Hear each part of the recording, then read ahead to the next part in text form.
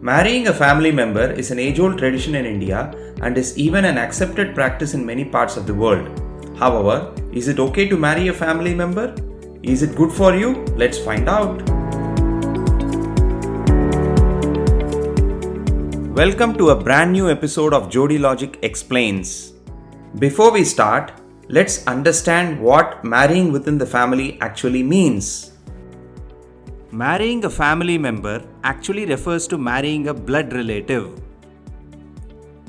There are two types of marriages that happen between family members: cousin marriages, uncle-niece marriages.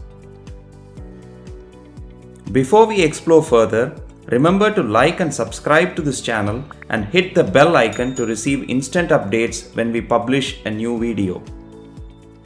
Okay, let's first explore cousin marriages. If you are planning to marry your cousin, the first question you should ask yourself is whether is it legal to marry within the family. Here is where things get complicated. The Hindu Marriage Act, which is applicable for Hindus, Jains, Buddhists and Sikhs, prohibits first cousin marriage. However, you can get married to a second cousin under the Special Marriage Act.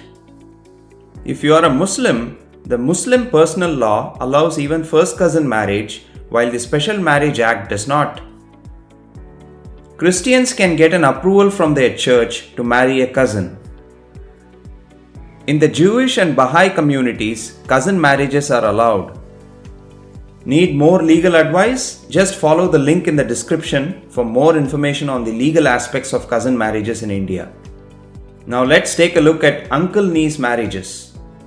These marriages continue to happen among certain communities of Tamil Nadu and Andhra Pradesh and is considered legal as well. Now that all the heavy legal stuff is behind us, let's look at some of the advantages and disadvantages of marrying within the family. First, let's review the advantages. When you marry within your family, the family's wealth stays right where it belongs. Queen Elizabeth II married Prince Philip and they are second cousins. Queen Elizabeth's mother, Queen Victoria, married her first cousin Albert. In most cases, there aren't nasty surprises after marriage. That's not all, you also know your in-laws very well. That's a definite advantage. Did you know the celebrated movie director Satyajit Ray married his first cousin Bijoya Ray? There is only one disadvantage of marrying someone within your family, and it could be pretty serious. Children born to parents who are closely related to each other may pay a price with a higher chance of being born with a disease or ailment. In percentage terms, that's about 100% more when compared to children born to parents who were not related to each other before marriage.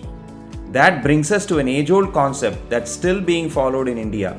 We are referring to the Gotra classification of families among Hindus. So what is a Gotra? A Gotra is a clan that belongs to one of the rishis. Example, if a person says that he belongs to the Bharadwaja Gotra, then it means that he traces back his male ancestry to the ancient rishi Bharadwaj. One of the purposes of the Gotra system is to ensure that marriage happens only between a man and a woman who belong to different Gotras. This is a practice that is still followed by Hindus across India. That brings us back to the question, should you marry your relative? The answer depends on your situation. If you can avoid marrying your relative, your children will have a slightly better chance of avoiding health issues and genetic disorders. If you have decided you want to marry only your relative for money or love or any other reason, better consult a lawyer to make sure your marriage will be seen as a legal marriage. And finally, get a consultation with a doctor before your marriage to find out if any genetic screening test is required to identify potential issues with having children. Before we sign off, did you know that Albert Einstein married Elsa Lowenthal, who happens to be his first cousin? See you soon in our next video. Bye bye.